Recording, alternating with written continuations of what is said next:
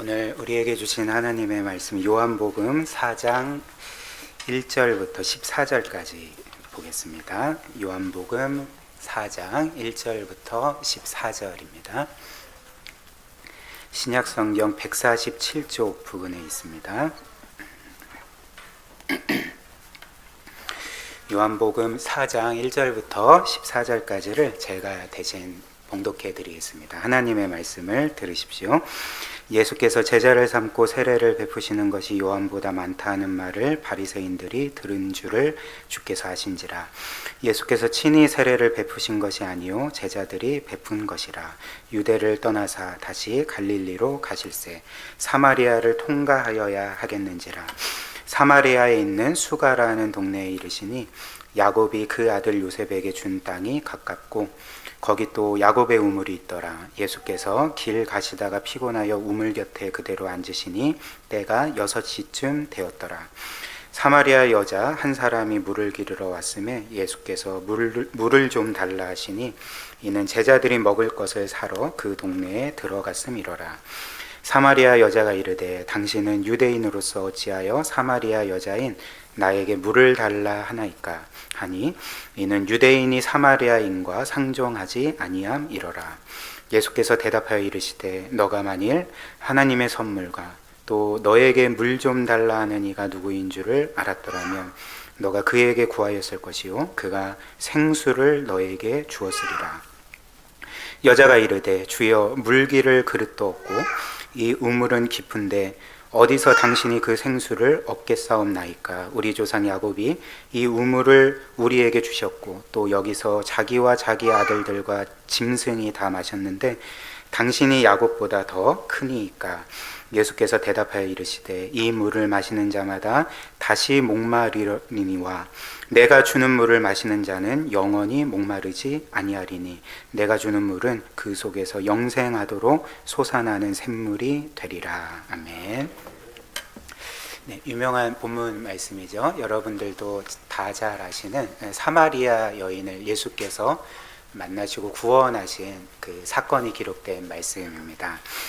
여러분들이 아시다시피 요한복음은 전체 21장으로 구성되어 있습니다. 그런데 이 사마리아 여인의 이 일들, 예수께서 그를 만나시고 구원하신 이 사건이 그 4장 전체에 걸쳐서 기록이 되어 있습니다. 즉 21장 중에, 즉 예수님의 생애를 그 요한복음 21장에 기록되었다 이렇게 생각을 하면 그 중에 한 장에 할애될 정도로 이 사건은 굉장히 중요하다 할 수가 있겠죠. 그리고 우리가 그 앞에 요한복음 3장에 보면 니고데모 이야기가 나오지 않습니까? 니고데모 이야기도 그 요한복음 21장 중에 한 장 거의 대부분에 걸쳐서 기록될 정도로 이 3장과 4장의 내용은 굉장히 중요하다 할 수가 있습니다. 왜 중요할까요? 왜냐하면 이 두 말씀 모두 우리에게 복음의 영광이 무엇인지, 복음이 도대체 정말 얼마나 놀랍고 또 얼마나 영광스러운지를 우리에게 알려주기 때문에 그렇습니다. 그래서 우리가 잠시 이 3장과 4장을 좀 보면 그 3장에서 니고데모는 사실 당시의 종교적 엘리트 아니었습니까? 많은 사람들이 우러러보고 존경하던 인물이었고, 이 요한복음 4장에 기록되어 있는 사마리아 여인은 이방인이었을 뿐만 아니라 당시에 그 도덕적으로는 최하층에 있는 여인이었습니다. 그러니까 3장에는 도덕적 엘리트, 종교적 엘리트가 등장하고 4장에는 가장 그 도덕적으로 비난받는 그 이방인 여인이 등장하는데 예수께서는 둘 모두 구원하시지 않았습니까? 그러니까 어떤 메시지를 줄까요? 도덕적 엘리트나 그리고 뛰어난 종교인이나 그리고 가장 큰 죄인으로 취급받는 사람도 똑같이 구원이 필요하고 하나님께서는 두 부류의 사람들 모두에게 구원을 베푸시는 분이다. 이것을 요한복음 3장과 4장이 우리에게 알려준다 할 수가 있습니다. 그래서 어찌됐든 오늘 우리는 이 요한복음 4장에 기록된 이 사마리아 여인의 이야기를 함께 살펴보고자 하는데요. 일단 죄송합니다. 일단 예수님께서 만나신 이 사마리아 여자는 그 어떤 사람이었습니까? 오늘 본문 말씀을 보면 일단 이 여자는 그 히브리어 시간으로 6시, 우리로 치면 정오에 그 물을 기르러 야곱의 우물가에 왔습니다. 근데 당시 이 일은 굉장히 좀 이상한 일이고 이례적인 일이었습니다. 왜냐하면 여러분들도 아시다시피 그 지역에 낮에는 굉장히 덥지 않겠습니까? 햇볕이 쨍쨍 비치는 아주 더운 날씨인데 보통 사람들이 물을 기르러 가면 그 오전이나 아니면 그 이른 저녁에 가겠죠. 그 더위를 피해서 그 선선한 시기에 우물가에 가서 물을 기르는 것이 일반적인 일인데 어찌된 일인지 이 여인은 가장 뜨거운 한날 중에 가장 뜨거운 정오에 물을 기르러 왔던 것입니다. 또한 물이 얼마나 무겁습니까? 여러분들 그 물통 큰 것 하나 들려고 하면 옮기려고 하면 얼마나 무겁습니까? 그러니까 가장 뜨거운 시간에 그 무거운 그 물통을 그 옮기려고 그렇게 우물가에 온 것 자체가 당시로서는 굉장히 이상한 일이었다는 거죠. 그렇다면 이 여인은 왜 정오에 물을 기르러 야곱의 우물가에 왔을까? 오늘 본문 말씀을 보면 우리는 그 이유를 이제 분명히 알 수가 있는 거죠. 그 17절, 18절을 보면 그 이 여인은 자신의 과거 때문에 굉장히 부끄러워하던 여인이었고 사람들을 피하던 여인이었고 그렇기 때문에 사람들이 나오지 않는 가장 뜨거운 그 정오에 우물가에 와서 물을 기르려고 했던 것입니다. 그래서 17절, 18절을 보면 이 여자는 과거에 남편을 5을 둔 여자였습니다. 그리고 지금도 어떤 한 남자와 살고 있는데 결혼 관계는 아닌 거죠. 그러니까 동거 관계인 거죠. 그러니까 뭘 보여줄까요? 일단 이 여인은 5번의 결혼에 있어서 실패한 여인이었습니다. 이혼한 여인이었고 그리고 지금도 그럼에도 불구하고 어떤 한 남자와 살고 있는데 지금은 그런 게 많이 무너진 사회지만 당시로서는 결혼도 하지 않은 그런 관계 가운데 동거를 하는 것은 도덕적으로 굉장히 비난받는 일이 아니었겠습니까? 그렇기 때문에 마을 사람들은 이 여인에 대해서 어떻게 생각을 했을까요? 결혼에 있어서 5번이나 정말 실패한 인생. 그럼에도 불구하고 지금도 어떤 한 남자와 결혼 관계도 아닌 동거를 하고 있는 굉장히 문란한 여인으로 취급을 받던 사람이었던 것입니다.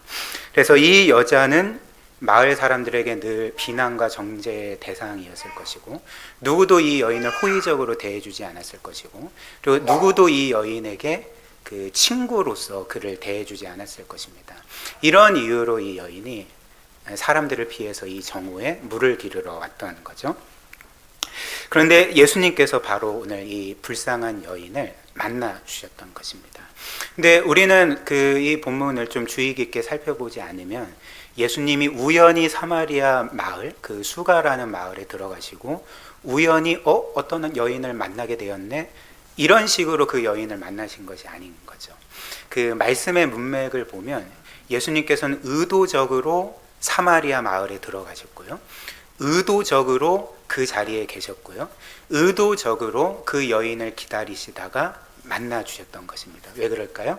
그 여인을 구원해 주시기 위해서였던 거죠. 그래서 저는 오늘 여러분들과 함께 이 말씀을 세 부분으로 나눠 보고자 합니다. 살펴보고자 하는데요. 첫 번째는 하나님의 선물에 대해서 살펴볼 거고요. 두 번째는 하나님의 선물에 2가지 내용물이 있습니다. 이것을 살펴보고 그리고 마지막 세 번째로는 하나님의 선물이 우리의 영혼을 어떻게 만족시키는지 어떻게 충만하게 하는지 이것을 차례대로 살펴보겠습니다. 첫 번째로 하나님의 선물입니다. 일단 예수님께서는 이 여자를 만나셨을 때 어떻게 구원해 주셨습니까? 이 여인을 어떻게 대하셨을까요? 예수님은 그 당시에 이런 도덕적으로 굉장히 비난받을 만한 사람들이 그 사람들을 향해서 사람들이 갖는 생각처럼 만약에 어떤 선지자나 하나님의 사람이 이런 여인을 만나서 구원하려고 한다면 먼저 하리라 생각되는 일이 무엇이겠습니까? 그러니까 죄에 대해서 책망하는 거죠.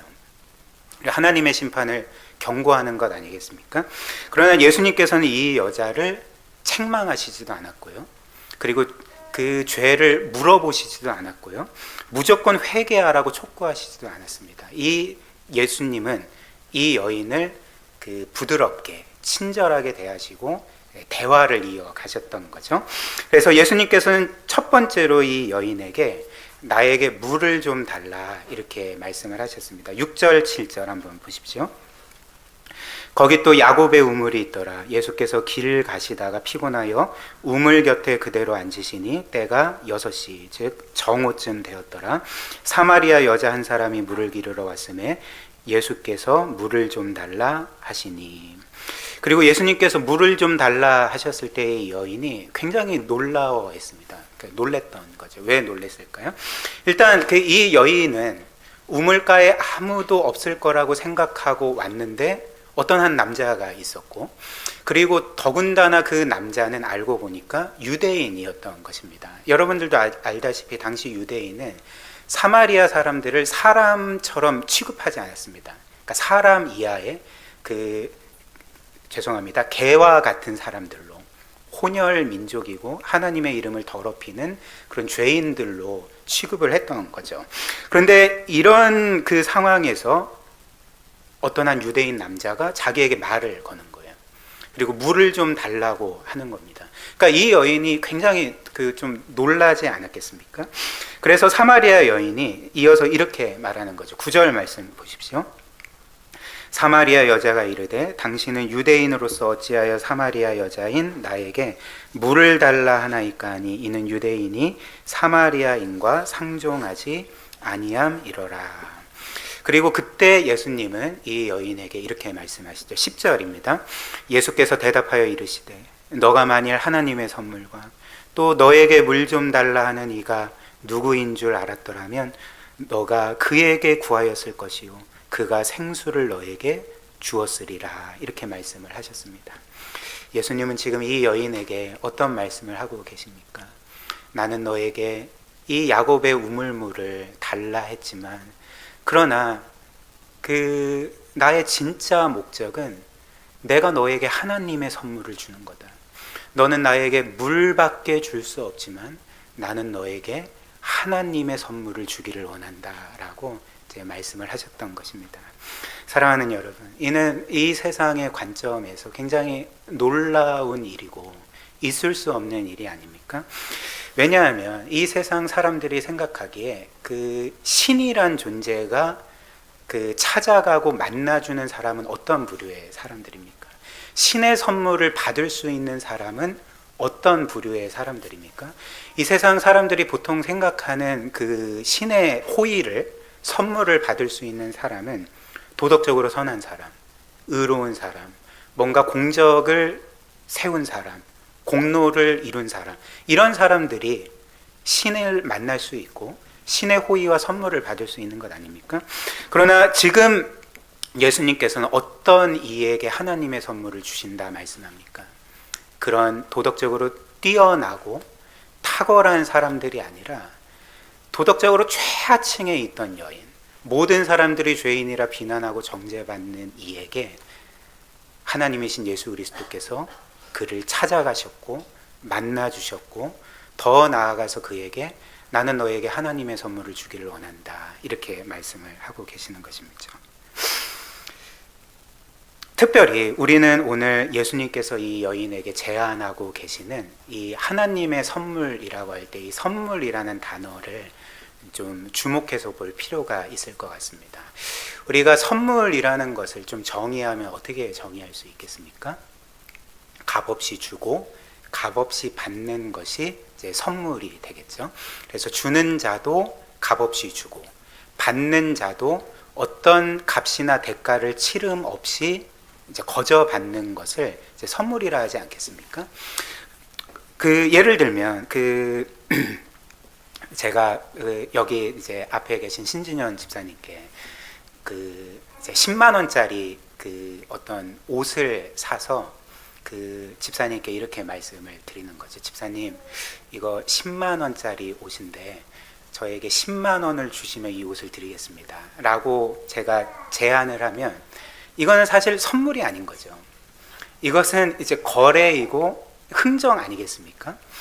혹은 제가 이거 10만 원에 샀는데 그 집사님께는 특별히 9만 원의 선물로 드릴게요. 그러니까 이것도 선물이 아닌 거죠.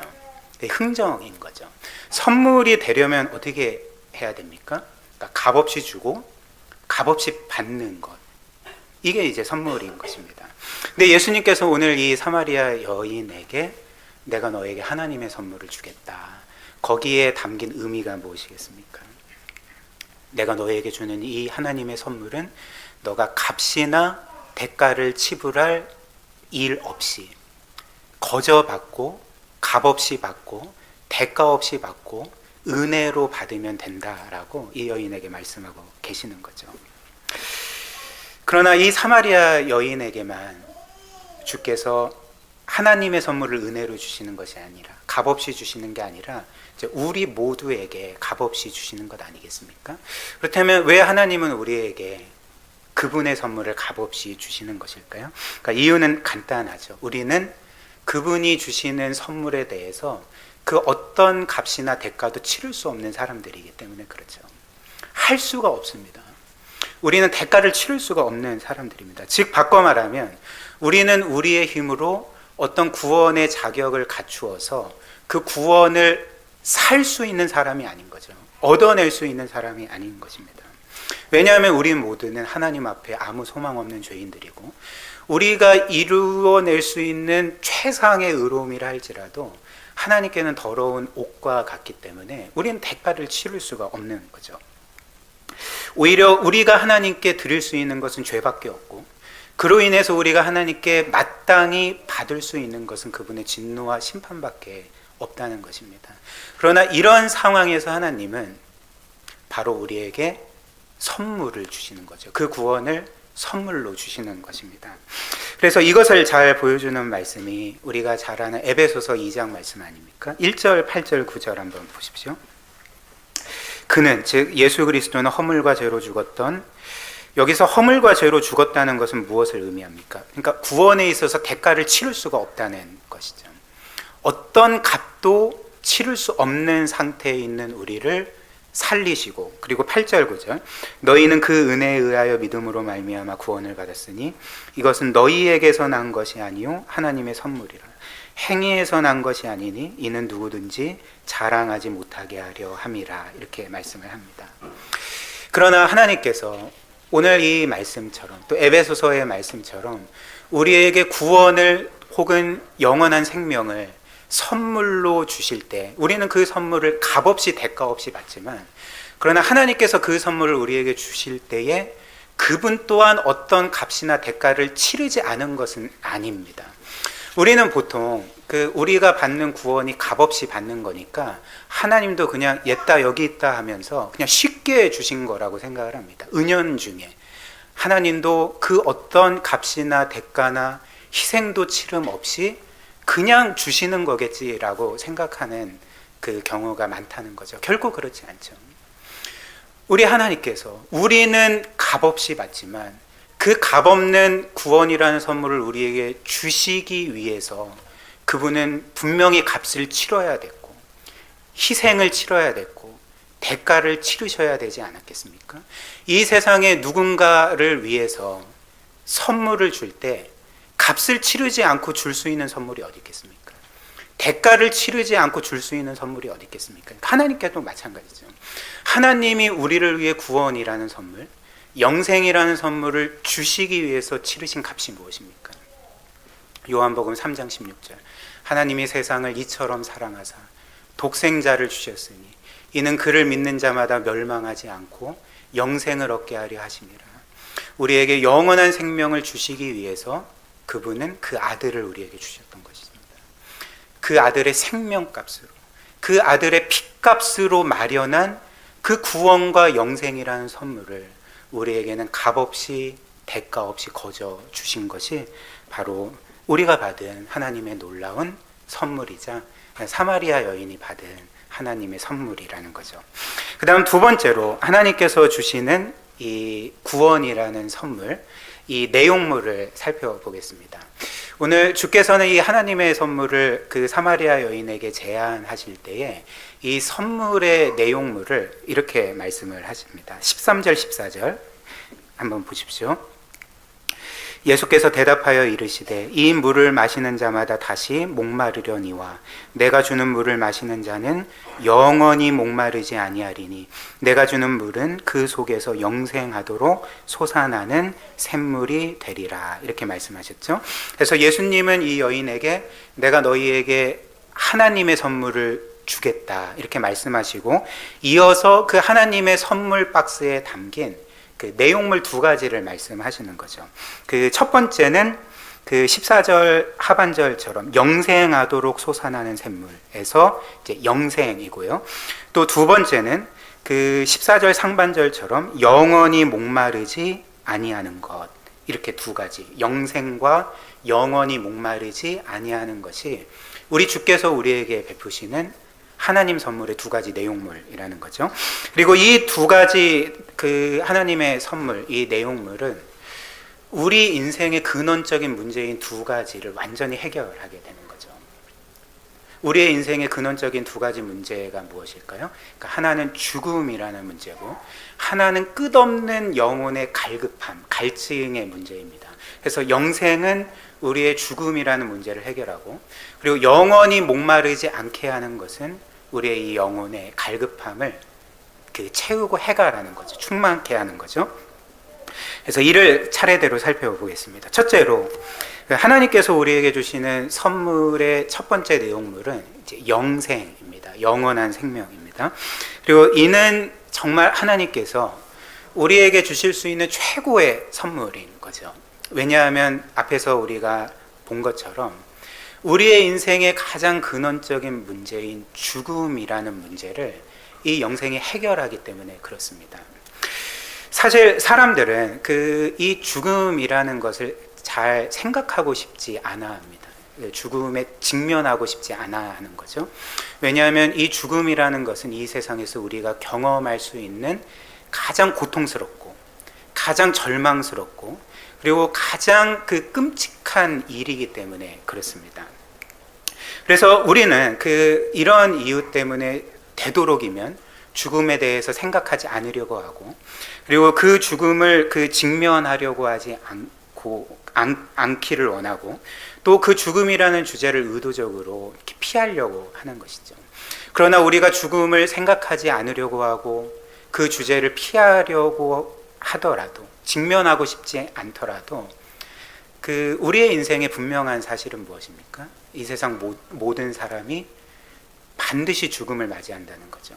그래서 히브리서 9장 27절 잘 아시는 말씀이죠.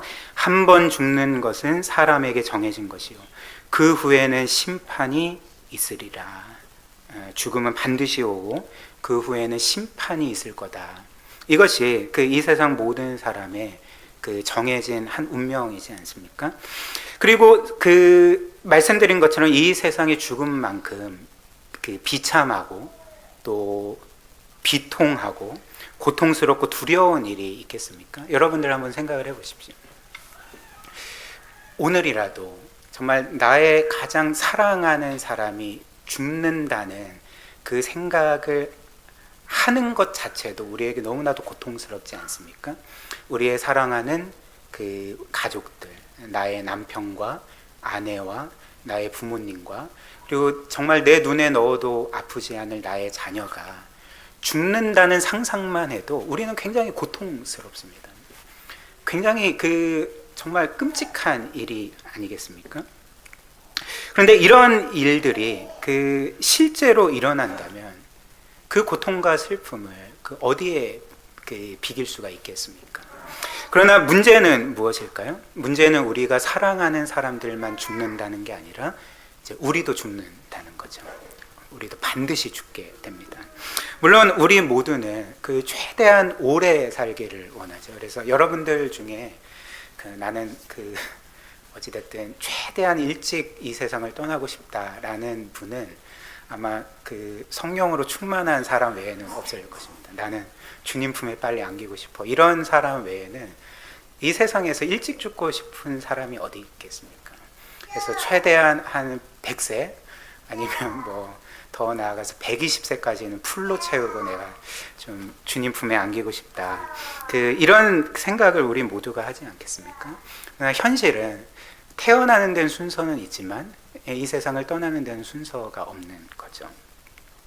그래서 우리 모두가 오늘이라도 당장 죽을 수 있고, 그리고 우리가 죽음을 맞이하게 될 때 이 죽음이라는 것은 우리가 지금까지 애써서 얻은 모든 것들을 빼앗아가고, 우리가 최선을 다해 노력하여 이룬 모든 것들을 다 무의미하게 만들어버리고, 그리고 나 자신 혹은 사랑하는 사람들을 나로부터 빼앗아가게 되지 않습니까? 이게 이제 죽음인 거죠. 그래서 이런 이유로 어떤 면에서 우리를 포함해서 이 세상 모든 사람들이 하는 그 모든 일들은 어떤 면에서 죽음을 막는 것과 관련이 있지 않습니까? 내가 열심히 건강을 지키고 운동하고, 그리고 정기적으로 건강검진을 받고, 또 될 수 있으면 그 많은 부를 축적해서 미래를 대비하려고 하고, 또 될 수 있으면 크고 좀 좀 쾌적한 집에서 살고, 또 안전한 차를 타는 것, 이 모든 것들이 어떤 면에서 당장의 행복을 위한 일도 있겠지만 우리를 언제든지 찾아올 수 있는 그 죽음을 막는 일과 관련이 있는 것 아니겠습니까? 그러나 우리가 이렇게 노력하고 애쓰고 최대한 죽음을 피하려고 하고 죽음을 막으려고 해도 이 세상 누구도 죽음을 막을 수가 없는 거죠. 이 세상 누구도 죽음이 오는 것을 늦출 수 없고, 그리고 죽음을 이길 수가 없는 거죠. 모든 사람이 결국은 죽음 앞에 이제 패배하게 됩니다. 그러나 이런 절망적인 상황에서 오늘 주께서 우리에게 주시는 하나님의 선물이 무엇입니까? 영생인 거죠. 영원히 사는 거죠. 그래서 요한복음 11장 25절 26절 보면 예수님께서 나사로의 그 죽음의 현장 가운데 이런 놀라운 약속을 마르다에게 주시지 않았습니까? 한번 보십시오. 예수께서 이르시되 나는 부활이요 생명이니 나를 믿는 자는 죽어도 살겠고 무릇 살아서 나를 믿는 자는 영원히 죽지 아니하리니 이것을 너가 믿느냐. 나는 부활과 생명이기 때문에 나를 믿는 자는 죽어도 살고, 그리고 살아서 믿는 자는 영원히 죽지 않는다라는 것이 우리 주님의 약속인 것입니다. 물론 이 세상에서 우리가 예수 그리스도를 믿고 영생을 얻었음에도 불구하고 우리 모두는 결국 죽음을 맞이하게 될 것입니다. 우리는 우리를 찾아오는 죽음에 직면하는 때가 분명히 오게 될 것입니다. 그러나 그럼에도 불구하고 우리가 그리스도를 믿고 이미 영생을 얻게 되었다면 그 영생은 우리에게 찾아오는 죽음의 의미를 완전히 바꿔버리게 되는 거죠. 이 세상 사람들에게 죽음은 여전히 끝이고 절망이고 패배를 의미하지만 영생을 얻은 우리에게는 그 죽음의 의미가 완전히 뒤바뀌어 버리게 되는 것입니다. 그래서 우리가 죽음이라는 찰나의 그 순간을 통과하여서 그 영원하신 하나님의 나라에 들어가고, 그리고 영원한 생명을 누리게 되고, 그 영광스러운 삼위 하나님의 품에 안기게 되고, 그분과 영원토록 그런 상상도 할 수 없는 복되고 영광스러운 삶을 살아가게 만드는 찰나의 순간으로서의 그 죽음으로 그 죽음의 의미가 완전히 뒤바뀌어 버리게 되는 것입니다. 이것이 바로 우리 주께서 우리에게 주신 우리가 이미 소유한 영생이라는 거죠. 제가 수개월 전에 제가 사랑하고 또 저와 오랫동안 함께 동역했던 한 장로님께서 이제 암 투병 후에 이제 위독하시다라는 그런 소식을 듣고 긴급하게 그 장로님을 찾아뵀습니다. 그래서 마지막으로 그 장로님을 뵙고 좀 인사를 드리려고 찾아뵀는데요. 근데 감사하게도 그날따라 그 장로님께서 좀 컨디션이 좋으셔서 대화도 하시고 이제 저를 반갑게 맞아주시고 또 함께 마지막으로 예배를 드렸습니다. 그런데 그 장로님께서 이제 어느 정도 기력이 있으시니까 좀 유머도 하시더라고요. 그 저에게 어떤 유머를 하시냐면, 그 오늘 아침에 깨어났는데 그 신경질이 나셨다는 거예요. 그러니까 왜 신경질이 나셨냐면, 내가 어제 밤에 그 이제 잠들고 오늘 아침에 딱 깰 때에 여기가 지금 천국이어야 되는데 왜 하나님이 나를 왜 안 데려가시는 건가? 그러니까 그 날만을 내가 지금 고대하고 있는데, 그 오늘도 자서 깨면 내 집이고 천국이어야 되는데 여전히 내 집이니까 그게 참 신경질이 난다, 이렇게 말씀을 하셨습니다. 사랑하는 여러분, 어떻게 이런 고백을 할 수가 있을까요? 그러니까 영생을 얻으셨음을 확신하시기 때문에 그런 것 아니겠습니까? 이 세상 사람들은 여러분들도 아시다시피 죽는 순간까지 두려움에 휩싸여서 어떻게든지 한 시간만이라도 더 살려고 애쓰고, 어떻게든지 그 죽음을 피하려고 하고, 어떻게든지 살려고 애쓰는 것이 이 세상 사람들의 모습 아닙니까? 그러나 구원받은 신자는 다르죠. 구원받은 신자는 담대함과 확신을 가지고 그 죽음을 맞이하게 됩니다. 왜냐하면 우리에게 영생이 있음을 믿고 죽음이라는 찰나의 순간을 통과하여서 그 영원한 나라에 하나님의 품에 안길이라는 확신이 있기 때문에 우리는 너무나도 복된 그런 죽음을 맞이할 수가 있게 되는 거죠. 이것이 바로 우리에게 주신 영생이라는 선물이 되는 것입니다. 그리고 앞에서 본 것처럼 이 영생이라는 선물 또한 하나님께서 우리에게 주실 때 단지 그분 또한 값없이, 대가 없이, 희생을 치름이 없이 우리에게 주신 게 아닌 거죠.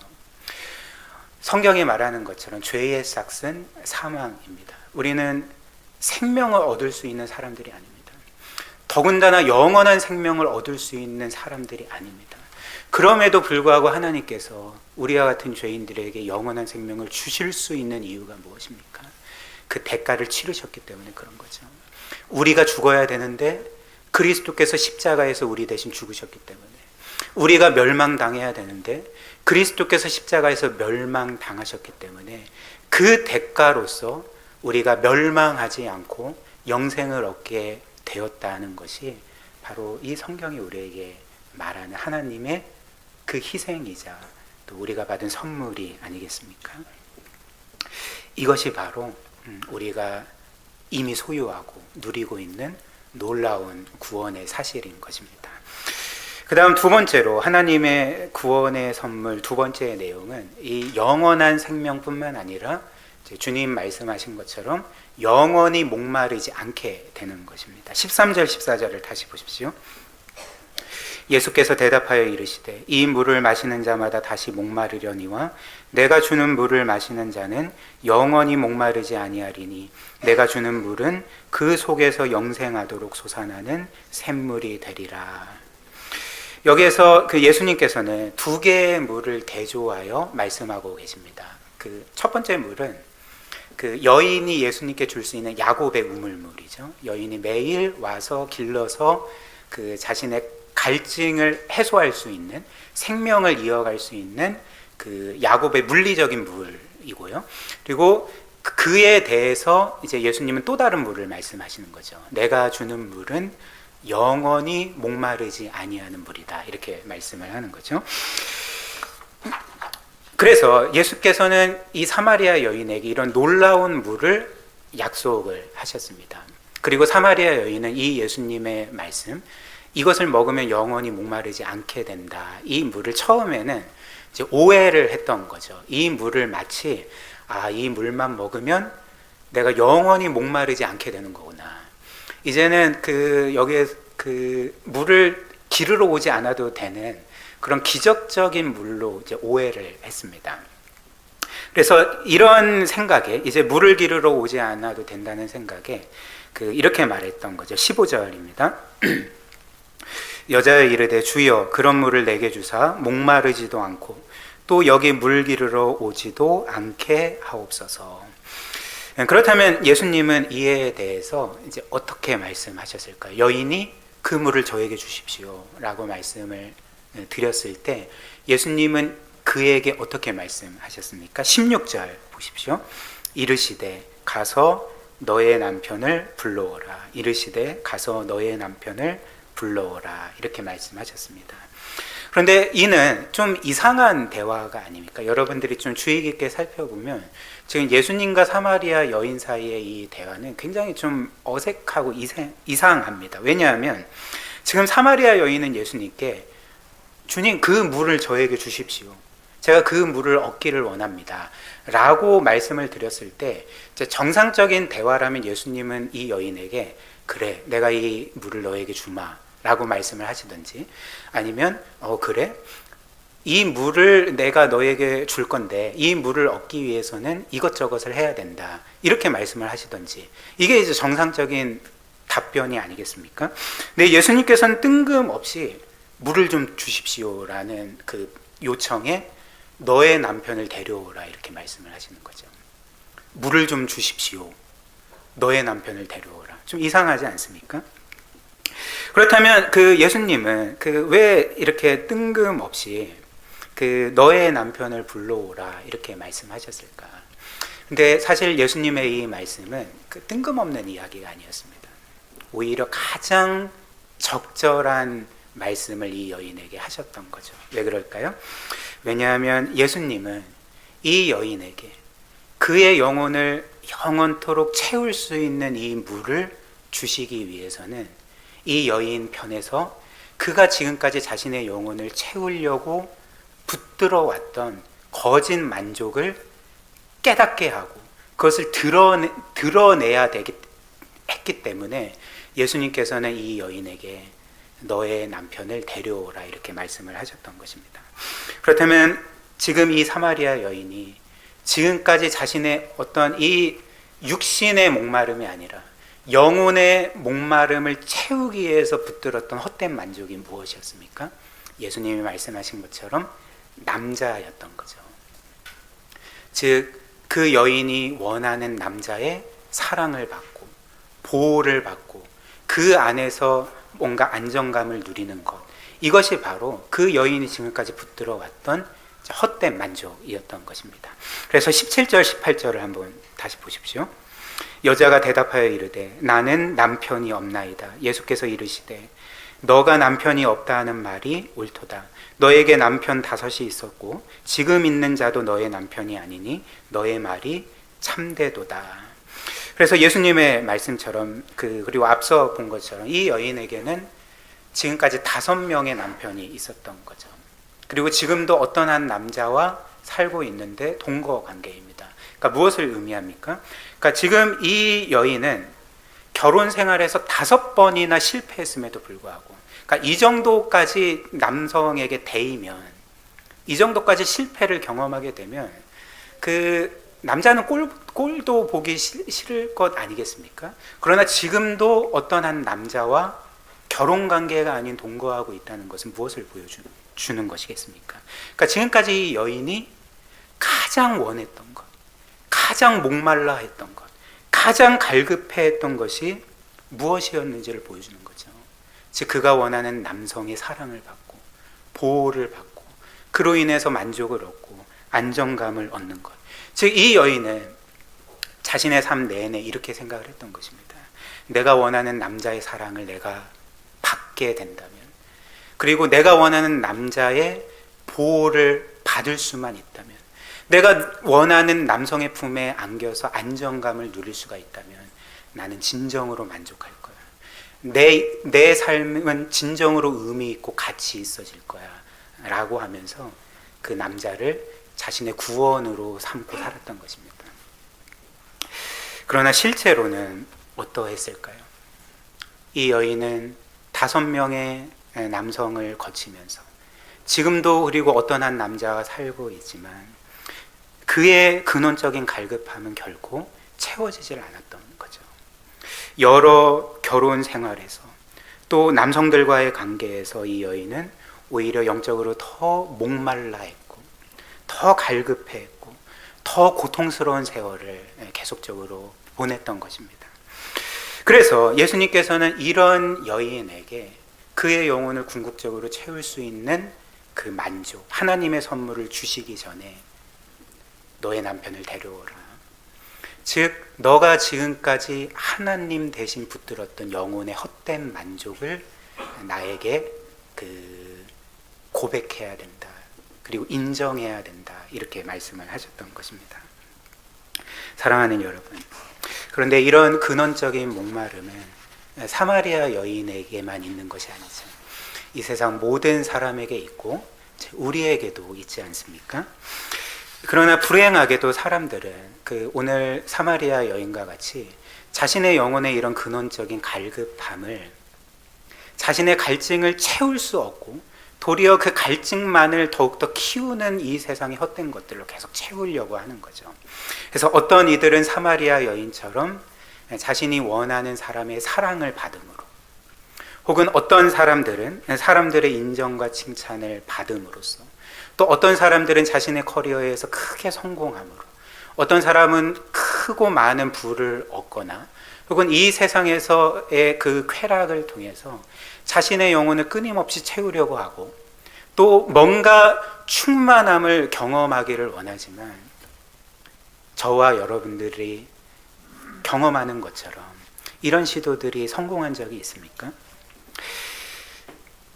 그렇지 않죠. 우리 모두는 사마리아 여인처럼 헛된 것들로 우리의 갈증을 채우려고 하는 그런 상황 가운데 계속적으로 목말라하고 배고파하고 계속적으로 공고한 삶을 살아가게 되고 계속적으로 뭔가 채워지지 않는 그 영혼의 갈급함을 가지고 늘 고통스러운 삶을 살아가고 있는 것 아니겠습니까? 그러니까 이는 사마리아 여인뿐만 아니라 이 세상 모든 사람들이 경험하는 일이라는 거죠. 왜 그럴까요? 인생의 근원적인 목마름은 하나님만이 채우실 수 있기 때문에, 우리의 영혼의 빈 공간은 우리를 창조하시고 우리를 지극히 사랑하시는 하나님으로만 채워질 수 있기 때문에 그런 거죠. 이를 잘 보여주는 말씀이 전도서 3장 11절 말씀인데요. 이렇게 말씀합니다. 하나님이 모든 것을 지으시되 때를 따라 아름답게 하셨고 또 사람들에게는 영혼을 사모하는, 영원을 갈망하는 마음을 주셨다. 무슨 말입니까? 하나님이 우리를 창조하실 때에 우리의 영혼 안에 영원하신 하나님의 빈자리를 만들어 주셔서 하나님만이 채우실 수 있고 충만하게 하실 수 있는 빈자리를 만들어 주셔서 하나님으로만 우리가 채워지고 충만하게 되도록 우리를 그렇게 지으셨다는 거죠. 그러나 불행하게도 사람들은 하나님이 아닌 것들로 자신의 영혼을 채우려고 하고 자신의 영적인 갈급함과 그 갈증을 해갈시키려고 하지만 참된 생수가 아닌 것으로 그 갈증을 해결하려고 하면 그것들을 마시면 마실수록 우리는 더 목마르게 되고 그 영적인 갈증으로 인해서 그 영혼이 타는 듯한 고통을 경험하게 되지 않겠습니까? 그래서 이와 관련해서 팀 켈러 목사님께서 자신의 설교에서 이렇게 말씀을 하셨습니다. 한번 들어보십시오. 우리는 왜 영적으로 목마릅니까? 이에 대한 올바른 답이 성경에 있습니다. 그 이유는 우리가 하나님을 위해 창조되었기 때문입니다. 그러나 우리는 하나님을 떠났고 이 때문에 우리 안에는 무한하신 하나님의 미소로만 채워지도록 되어 있는 무한한 크기의 빈 공간이 있습니다. 즉 우리 영혼 안에 있는 무한한 크기의 빈 공간은 위대하시고 영원하신 하나님의 기쁨으로만 채워지게 되어 있습니다.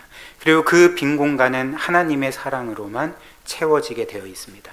그러나 만약 당신이 하나님을 떠나 있고 하나님께서 당신의 삶의 중심이 아니시고 당신의 모든 기쁨의 원천이 아니시라면 당신은 당신의 영혼 안에 있는 무한한 크기의 빈 공간을 가지게 되고 당신은 그 빈 공간을 사람들의 인정과 칭찬, 돈과 성공, 쾌락 등으로 채우기 위해 모든 노력을 하게 될 것입니다. 그러나 그 빈 공간은 그런 것으로 결코 채워지지 않고 당신은 늘 우주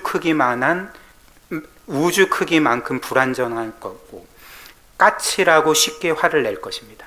그리고 당신은 당신이 마땅히 소유해야 할 것을 소유하지 못했다고 느낄 것이고 이 때문에 늘 분투하게 될 거고 이것이 영적으로 목마른 상태입니다 라고 말씀을 하셨습니다. 사랑하는 여러분, 그러나 예수님이 우리에게 주시는 하나님의 선물은 이런 게 아닌 거죠. 오늘 주께서 사마리아 여인에게 말씀하신 것처럼 예수님이 우리에게 주신 하나님의 선물은 우리를 영원토록 목마르지 않게 하는, 우리의 영혼의 무한한 빈 공간을 완벽하게 채우고 충만케 하는 그런 하나님의 선물이라는 것입니다. 왜 그럴까요? 왜냐하면 하나님의 선물은 하나님이 그분 자신을, 그분의 모든 것을 우리에게 주시는 것이기 때문에 그런 거죠. 우리는 보통 구원이라는 것을 내가 예수 그리스도 믿고 죄 용서받고 또 내가 받았어야 될 그 영원한 진노와 심판을 피하는 것 정도로만 생각을 합니다. 그러나 성경이 우리에게 말하는 구원은 그게 전부가 아닌 거죠. 성경이 우리에게 말하는 구원은, 그 구원의 본질은 하나님이 그분 자신을, 또 그분의 모든 것을 우리에게 선물로 주시는 것입니다.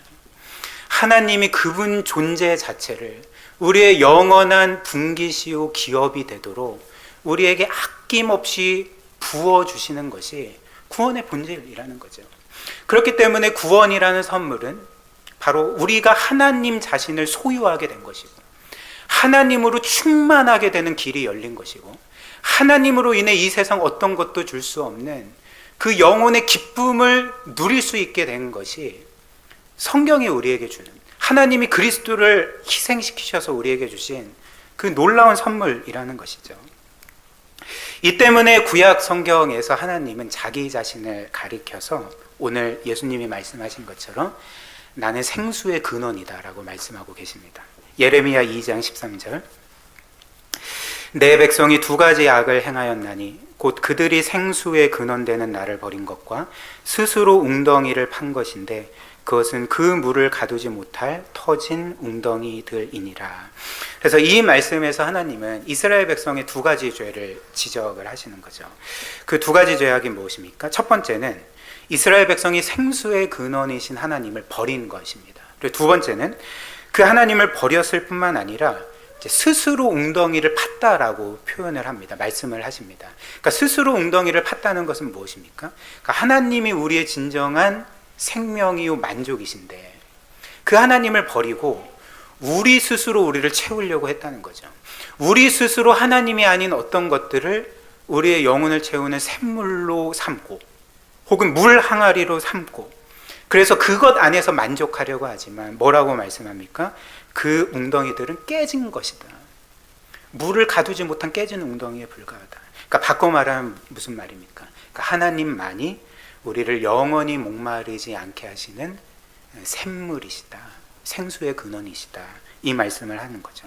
이사야 55장 1절도 마찬가지입니다. 오라 너희 목마른 자들아 물로 나오라. 하나님이 이스라엘 백성에게 너희는 그 목마른 자들아 물로 나오라 이렇게 말씀을 하셨는데, 여기에서 물로 나오라는 하나님의 명령은 이제 어떠한 말씀입니까? 그러니까 어디 물로 나오라는 말은 그 어떤 강으로 나오라는 말이 아니겠죠. 광주로 치면 너희는 영산강으로 나오라, 황룡강으로 나오라, 이런 말씀이 아니지 않겠습니까? 여기에서 그 물은 하나님을 가리키는 거죠. 나에게 나오라고 말씀을 하시는 거죠.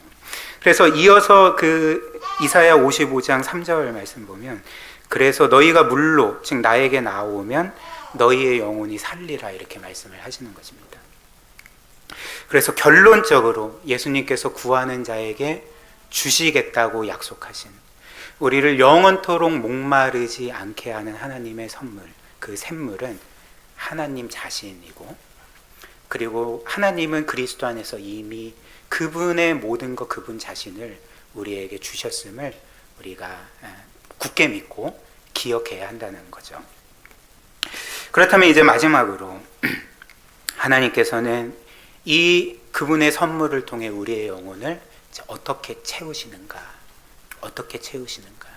우리는 보통 뭔가 우리의 영혼이 충만하게 채워지는 어떤 경험들을 어떤 신비적인 체험을 함으로써 채워진다라고 그렇게 생각하는 경우가 많은 것 같습니다. 그러나 하나님께서 우리의 영혼을 채우시는 방법은 우리가 뭔가 신비로운 체험을 하거나 어떤 기적적인 일을 경험하게 함으로써 우리의 영혼을 채우시는 게 아니죠. 하나님께서 그분의 선물로 우리의 영혼을 채우실 때 주로 하시는 방법이 무엇입니까? 그리스도께서 말씀하신 복음으로 우리의 영혼을 채우시는 거죠. 이 세상 어디에도 발견할 수 없는 그 하나님의 놀라운 사랑을 우리로 하여금 경험하게 하심으로써 우리의 영혼을 채우시는 것입니다. 그래서 본문 말씀의 사마리아 여인이 바로 이런 놀라운 하나님의 사랑을 깨닫고 경험하게 되었을 때 그의 이 갈급한 영혼이 온전히 채워짐을 경험하게 되었던 거죠. 이를 어떻게 알 수 있을까요? 그 이어지는 말씀에서 알 수가 있습니다. 우리가 본 것처럼 예수님께서 이 여인에게 내가 너희에게 이 물을 주겠다, 이 영원히 목마르지 아니하는 물을 주겠다 제안하시고 여인이 그 물을 주십시오 이렇게 말씀하셨을 때 예수님이 그렇다면 너의 남편을 데려오라 이렇게 말씀하시지 않았습니까? 그리고 그때 이 여인은 그 예수님의 이 요청을 회피합니다. 그리고 갑자기 예수님께 주제를 전환해서 딴 질문을 하는 거죠. 19절 20절 한번 보십시오. 이 여자가 이르되 주여 내가 보니 선지자로소이다. 왜 선지자라고 했을까요? 자신의 과거에 대해 지금 다 알고 계시니까. 자신이 과거에 실패한 결혼 생활, 지금도 누군가 동거하고 있다는 것을 다 알고 있기 때문에 이 사람이 선지자가 아닐까 이렇게 생각을 했던 거죠. 20절 우리 조상들은 이 산에서 예배하였는데 당신들의 말은 예배할 곳이 예루살렘에 있다 하더이다 이렇게 말합니다. 사실 예수님께서 이 여인에게 너의 남편을 데려오라 라고 말씀하셨을 때 이 여인이 예수님께 드려야 될 그 답은 뭐가 되겠습니까? 그러니까 이것도 어떤 면에서 엉뚱한 거죠. 이 여인은 예수님께 이렇게 말씀을 드렸어야 됐습니다. 오 주님, 제가 저의 남편을 데려오겠습니다. 이렇게 답을 드렸든지 아니면 예수님 이것은 제 사생활인데 기분 나쁘네요. 저는 싫습니다. 이렇게 말씀을 드리던지. 그러니까 둘 중에 하나여야 되지 않겠습니까? 그런데 이 여인은 너의 남편을 데려오라는 이 예수님의 요청을 회피를 하는 거죠. 그리고 갑자기 예배를 어디에서 드려야 되는지 예배 장소에 대한 주제로 이렇게 전환시켜서 질문을 하는 것입니다. 그렇다면 이 여인은 왜 예수님의 그 요청을 회피했던 걸까? 왜 주제를 바꿔서 다른 질문을 했던 걸까? 왜 그랬을까요? 그러니까 이유는 간단하지 않습니까? 이 여인은 지금 자신의 과거를 말하고 싶지 않는 것입니다. 자신의 과거가 드러나는 것을 원치 않는 거죠. 그리고 자신의 과거 이야기를 하는 것이 그에게 고통스러웠다는 것을, 수치스러웠다는 것을 보여주는 것 아니겠습니까? 그래서 이 여인은 예수님의 요청을 회피하고 이제 뜬금없이 예배 장소에 관한 그 질문을 예수님께 드렸던 거죠. 그러나 예수님은 이 여인의 질문에 이제 친절하게 답을 주시는 거죠. 21절부터 24절 보십시오. 예수께서 이르시되 여자여 내 말을 믿으라. 이 산에서도 말고 예루살렘에서도 말고 너희가 아버지께 예배할 때가 이르리라. 너희는 알지 못하는 것을 예배하고 우리는 아는 것을 예배하노니 이는 구원이 유대인에게서 남이라. 아버지께 참되게 예배하는 자들은 영과 진리로 예배할 때가 오나니 곧 이때라. 아버지께서는 자기에게 이렇게 예배하는 자들을 찾으시느니라.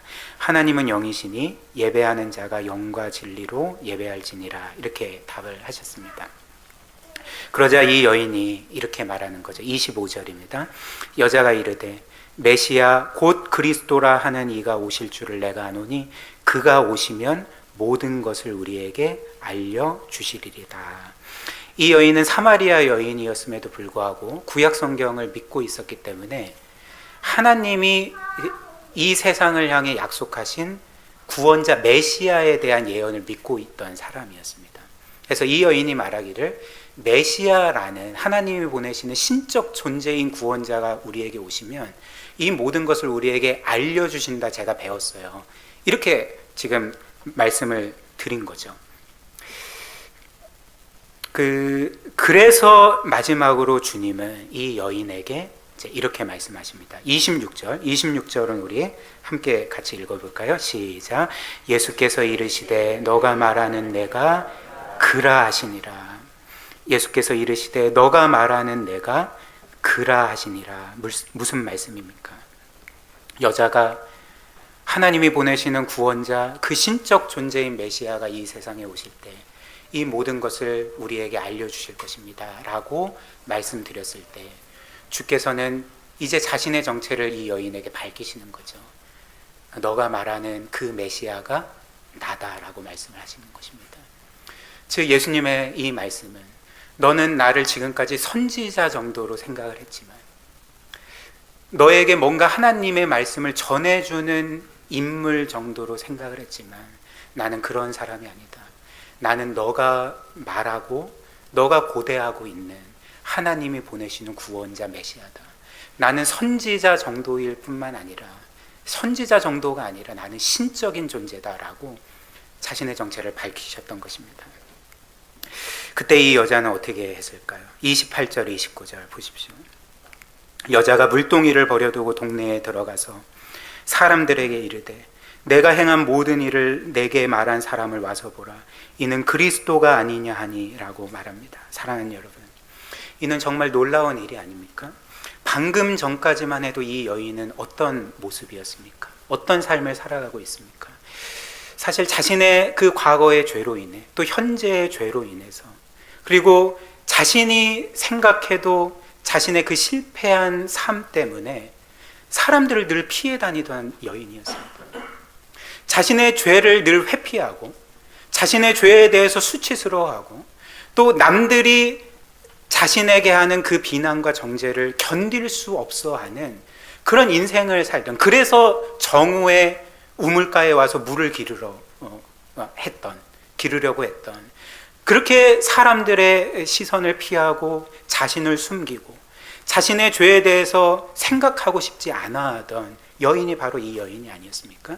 그러나 놀랍게도 내가 그니라, 내가 너를 구원할 메시아다라고 말씀하시는 것을 이 여인이 들었을 때 이 여인이 어떻게 합니까? 마을 사람들에게 나아가는 거죠. 그리고 그 마을 사람들에게, 여러분, 이분이 지금까지 내가 했던 모든 일들, 내가 지었던 모든 죄악들을 다 알고 계시는 분입니다. 이분이 메시아가 아닐까요? 라고 그 마을 사람들에게 외치고 있는 거죠. 즉 이 여인은 더 이상 사람들을 피하지 않습니다. 그리고 자신의 죄를 인정하고 고백하기를 꺼려하지 않습니다. 두려워하지 않는 거죠. 도리어 마을 사람들에게 내가 그런 죄인입니다. 내가 그런 실패한 인생이었습니다. 그럼에도 불구하고 이분은 나의 모든 것을 아십니다. 이분이 구원자가 아닐까요? 라고 지금 외치고 있는 거죠. 그렇다면 이 여인은 어떻게 이렇게 할 수가 있었을까요? 그러니까 답은 한 가지죠. 나와 같은 죄인에게도, 나같이 실패한 인생에게도 구원자가 오시다니, 신적인 존재가 오시다니, 그리스도가 나를 찾아오시다니, 거기에서 자신과 같은 죄인을 향한 하나님의 그 한없는 사랑을 깨닫게 되고 경험했기 때문에, 그 사랑으로 인해 지금까지 끝도 알 수 없는 자신의 영혼의 갈급함이 채워지는 것을 경험했기 때문에 이 여인은 이제 사람을 피하는 것을 두려워하지 않고, 사람을 만나는 것을 두려워하지 않고, 자신의 죄를 진실하게 고백하고 인정하는 것을 두려워하지 아니하고, 도리어 나와 같은 죄인을 하나님이 이처럼 사랑하십니다 라고 지금 외치고 있는 것입니다. 그래서 팀켈러 목사님이 이런 말씀을 하셨습니다. 하나님께서는 우리의 인생의 밑바닥까지 아심에도 불구하고 우리를 하늘 높이, 우주 높이까지 사랑하신다, 이렇게 말씀을 하시는 거죠. 사랑하는 여러분, 그런데 이는 사마리아 여인만 경험할 수 있는 것이 아니죠. 우리도 경험할 수 있는 것입니다. 왜냐하면 사마리아 여인을 향한 그 하나님의 사랑이 우리를 향한 하나님의 사랑과 정확히 일치하기 때문에 그렇습니다. 하나님은 우리를 지극히 사랑하시고 우리를 지극히 기뻐하시고 정말 이 세상에서, 이 우주에서 가장 귀한 보석처럼 우리를 귀하게 여기시는 하나님이시기 때문에 그분을 만난다면, 그 사랑을 깨닫는다면, 그 사랑을 진정으로 믿는다면 우리 또한 사마리아 여인과 같이 우리의 영혼의 갈급함이 충만하게 채워지는 경험을 할 수 있게 되는 거죠. 마지막으로 적용 몇 가지만 하고 말씀을 마무리하겠습니다. 그렇다면 마지막으로 우리는 어떻게 해야지 우리의 영혼을 가득 채울 수 있는 이 하나님의 사랑을 경험할 수 있을까? 이 은혜를 경험할 수 있을까? 네 가지를 빨리 말씀드리겠습니다. 첫 번째로, 우리는 이런 놀라운 은혜를 경험하기 위해서는 우리에게 이 세상 어떤 것으로도 채울 수 없는 영혼의 갈급함, 그 갈증이 있다는 것을 인정해야 하는 거죠. 그것을 깨달아야 하는 것입니다.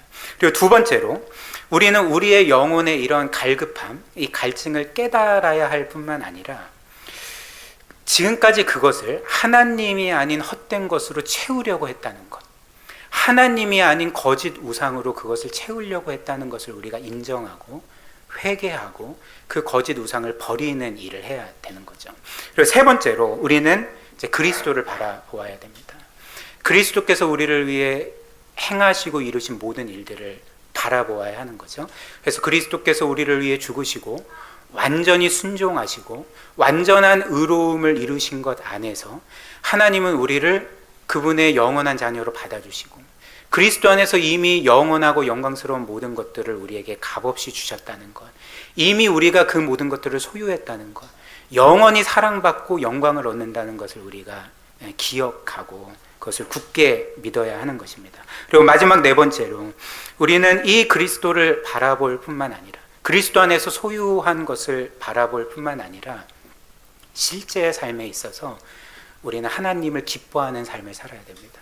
하나님이 우리의 삶에서 최고의 기쁨이자 우리의 진정한 생명이자 복이심을 우리가 끊임없이 고백해야 되는 거죠. 그리고 또 고백할 뿐만 아니라 실제로도 우리는 늘 이런 기도를 드려야 됩니다. 하나님만이 저의 최고의 기쁨이 되게 해주십시오. 하나님만이 저의 정말 진정한 생명과 만족이 되게 해주십시오. 하나님만이 저의 진정한 즐거움이 되게 해주십시오 라고 계속적으로 기도해야 됩니다. 그리고 우리가 이렇게 할 때 오늘 사마리아 여인과 많은 우리의 신앙의 선배들이 경험했던 우리의 영혼을 채우는 하나님의 그 진정한 생명수 샘물을 우리가 늘 먹고 마시고 누릴 수가 있게 될 것입니다. 이런 은혜가 우리 사랑하는 귀한 지체들의 평생에 있기를 주님의 이름으로 축복합니다. 이 시간 우리 함께 말씀 기억하며 기도하도록 하겠습니다.